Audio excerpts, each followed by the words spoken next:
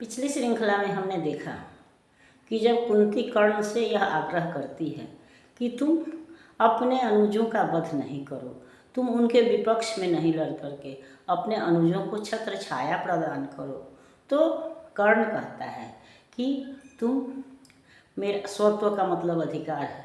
तो वह कह रहा है कि तुम मेरा अधिकार, यह सत्व जो है वह देर से लाई हो, इसलिए अभी तो मैं इसको ग्रहण नहीं कर सकता, अभी उचित समय नहीं है। लेकिन अगर ज़रूरत पड़ी या किसी कारणवश पांडव हार गए तो मैं पांडवों के साथ पुनः आ जाऊंगा और इस तरह से मैं अपने अनुजों का साथ दूंगा, उनको छत्र छाया प्रदान करूंगा। कुंती जब कहती है, कर्ण अब कुंती से आग्रह करता है कि तुम मुझसे मुझको मत मांगो, यानी कि मैं अर्जुन के साथ युद्ध करना छोड़ नहीं सकता, इसलिए एक अर्जुन का प्राण तो मैं लूँगा ही लूँगा, बाकी 4 को छोड़ दूँगा।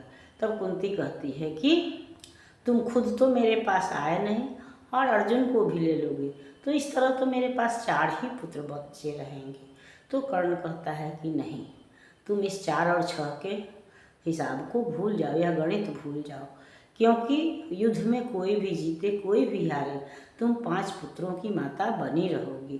क्योंकि अगर अर्जुन मुझे मारे या मैं अर्जुन को मारूं तो जो एक बच जाएगा वह तुम्हारे साथ रहेगा।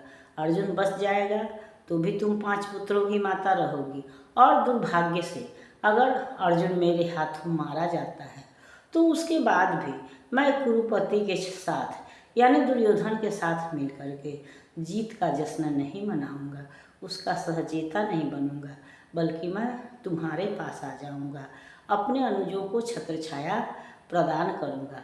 लेकिन ऐसा संभव नहीं है, क्योंकि उनके साथ तो स्वयं भगवान कृष्ण हैं, तो फिर उनकी हार कैसे होगी।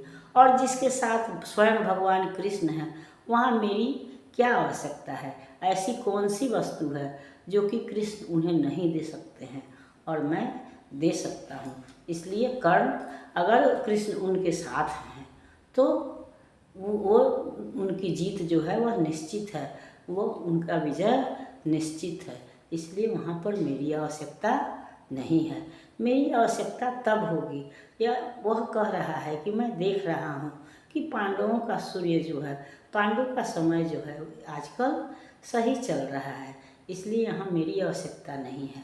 मैं तो वहाँ रहता हूँ जहाँ की अंधेरी रात हो, यानी कि परेशानी हो, दुख हो, मैं दलितों का साथ देता हूँ, न कि संपन्न लोगों का। तो इसलिए वह कुंती से कहता है कि जग में जो भी निर्दलित प्रताड़ित जन हैं, जो भी विहीन हैं, निंदित हैं, निर्धन हैं, यह कर्ण उन्हीं का सखा बंधु सहचर है, विधि के विरुद्ध ही उसका रहा समर है। सच है कि पांडवों को न राज्य का सुख है, पर केशव जिनके साथ उन्हें क्या दुख है, उनसे बढ़कर मैं क्या उपकार करूँगा।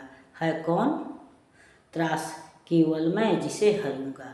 हाँ, अगर पांडवों की न चली इस रण में, वे हुए हतप्रभ किसी तरह जीवन में, राधे न कुरुपति का सहजेता होगा, वह पुनः निस्व दलितों का नेता होगा। है अभी उदय का लग्न दृश्य सुंदर है, सब ओर पांडु पुत्रों की कीर्ति प्रखर है, अनुकूल ज्योति की घड़ी न मेरी होगी, मैं आऊँगा जब रात अंधेरी होगी। यशमान प्रतिष्ठा मुकुट नहीं लेने का, आऊँगा कुल को अभय दान देने को, परिभव प्रदाह भ्रम भय हरने आऊँगा, दुख में अनुजों को भुज भरने आऊँगा, भीषण विपत्ति में उन्हें जननी अपनाकर, बांटने दुख आऊँगा हृदय लगाकर, तब में नवीन आभा भरने आऊँगा, किस्मत को फिर ताज़ा करने आऊँगा। पर नहीं, कृष्ण के कर की छाह जहाँ है, रक्षिका स्वयं अच्युत की बाँह जहाँ है, उस भाग्यवान का भाग्य छाड़ क्यों होगा। सामने किसी दिन अंधकार क्यों होगा। तो वही कर्ण कहता है कि मैं तो दलितों का साथ देने वाला हूँ, दलितों का सहचर हूँ, दुखियों का सहचर हूँ, जो कमी पीड़ित हैं, मैं शोषित हैं, मैं उनका साथ देने वाला हूँ।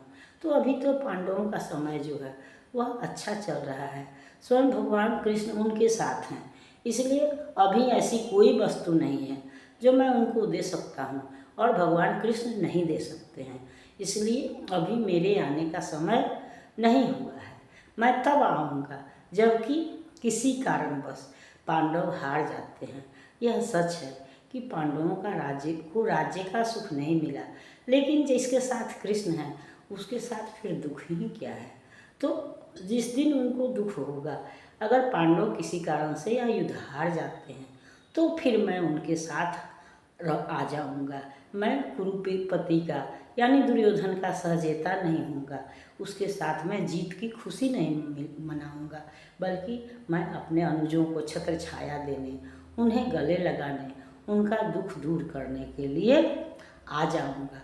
मेरा समय सूर्योदय नहीं है, यशमान मुकुट नहीं है, बल्कि तो मैं तब आऊँगा जब अंधेरी रात होगी, यानी कि जब कष्ट होगा, दुख होगा, तो मैं उन दुखों का निवारण करने के लिए, उनका साथ देने के लिए आऊँगा, क्योंकि मैं पतितों का सखा हूँ, मैं दलितों का दुख दूर करने वाला हूँ। तो इसलिए अभी मैं नहीं आ सकता, यह समय मेरे लिए नहीं है, और अभी तो मैं दुर्योधन का ऋणी हूँ, इसलिए दुर्योधन के साथ ही युद्ध करूँगा। लेकिन यह भी सच है कि जिसके साथ स्वयं भगवान कृष्ण हैं, अच्युत कृष्ण को ही कहा गया, जो कभी नीचे नहीं जा सके, जिसको गिराया नहीं जा सके, उसको अच्युत कहते हैं, पददलित नहीं किया जा सके, तो अच्युत यहाँ श्री कृष्ण को कहा गया है। तो जिसकी रक्षिका श्री कृष्ण की बाहें हैं, जो श्री कृष्ण की छत्र छाया में है, भला उनकी हार कैसे संभव है। वो नहीं हारेंगे, और मैं यह देख रहा हूँ, मुझे युद्ध का दृश्य दिखाई पड़ रहा है, यह आभास हो रहा है कि चारों तरफ भूमि जो है, रण क्षेत्र जो है, वह लाशों से पटी हुई है, मनुष्यों से पटी हुई है, लेकिन उसके बीच भी पार्थ का यानी अर्जुन का जो रथ है वह निर्बाध गति से, यानी बिना रुके हुए, निर्बाध का मतलब है बिना रुके, बिना बाधा के बढ़ता जा रहा है, क्योंकि उनके साथ कृष्ण है, इसलिए उनके हार की संभावना नहीं है। इस तरह से कुंती को कर्ण आश्वासन देता है और कृष्ण की महत्ता भी बताता है और अपनी स्थिति भी स्पष्ट करता है, अपना भी गुण बताता है कि मैं दलितों का साथ देने वाला हूँ, मैं सुख का उपभोग करने वाला नहीं हूँ, बल्कि मैं दूसरों का दुख दूर करने वाला हूँ। इसलिए जब पांडवों पर भी किसी तरह की विपत्ति आएगी, कठिनाई आएगी, तो मैं उनके साथ आ जाऊंगा। ऐसा कह करके वह कुंती को शांत करता है या उनसे बिता लेता है। शेष बातों पर हम अगली श्रृंखला में विचार करेंगे। तब तक यह श्रृंखला आपको पसंद आती है तो लाइक कीजिए, सब्सक्राइब कीजिए। मिलते हैं अगली श्रृंखला में, तब तक के लिए धन्यवाद।